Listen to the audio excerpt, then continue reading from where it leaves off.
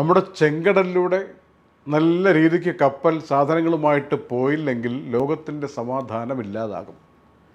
ലോകത്തിൻ്റെ മാർക്കറ്റ് മൊത്തം ഇടിഞ്ഞു പൊളിയും. ഇതാണ് എത്രയോ പതിറ്റാണ്ടുകളായിട്ടുള്ള നമ്മുടെ ഒരു മാർക്കറ്റിൻ്റെ സ്ഥിതി. ഇപ്പോൾ ഇതാ ഒക്ടോബർ 7 ശേഷം എല്ലാവർക്കും അറിയാം, ഈ ചെങ്കടലിലൂടെ സമാധാനപരമായിട്ട് ഒരൊറ്റ ചരക്ക് കപ്പലിന് പോകാൻ പറ്റാത്ത വിധം, പ്രത്യേകിച്ച് ഇസ്രായേലിൻ്റെ കപ്പലിന്, ഇസ്രായേലുമായി ബന്ധപ്പെട്ട കപ്പലിന്, ഇസ്രായേലിൻ്റെ സഖ്യശക്തികളുടെ കപ്പലിന് ഒന്നും പോകാൻ പറ്റാത്ത അവസ്ഥയാണ്.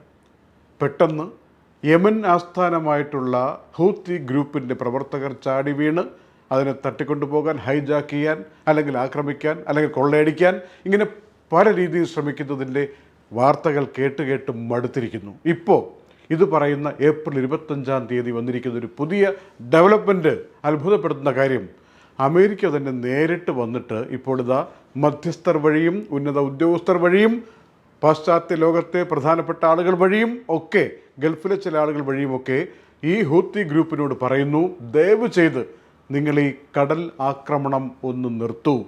നിങ്ങൾക്ക് വേണമെങ്കിൽ സനായിലും ഹുദൈദയിലുമുള്ള നിങ്ങളുടെ ആ നിരോധന പരിപാടി ഉണ്ടല്ലോ, അതായത് നിങ്ങളെ ഉൾക്കൊള്ളരുതെന്ന് പറഞ്ഞുകൊണ്ടിരിക്കുന്നത്, നിങ്ങൾക്ക് തുറന്നു കൊടുക്കരുതെന്ന് പറഞ്ഞു കൊടുക്കുന്നത്, അതൊക്കെ ഒന്ന് മാറ്റിത്തരാം. നിങ്ങളുമായിട്ട് സമാധാന ചർച്ച മുന്നോട്ട് പോകാം. ദയവ് ചെയ്ത് കടലിലൂടെ പോകുന്ന ഈ ചരക്ക് വാഹനങ്ങളെ നിങ്ങൾ ആക്രമിക്കരുത്.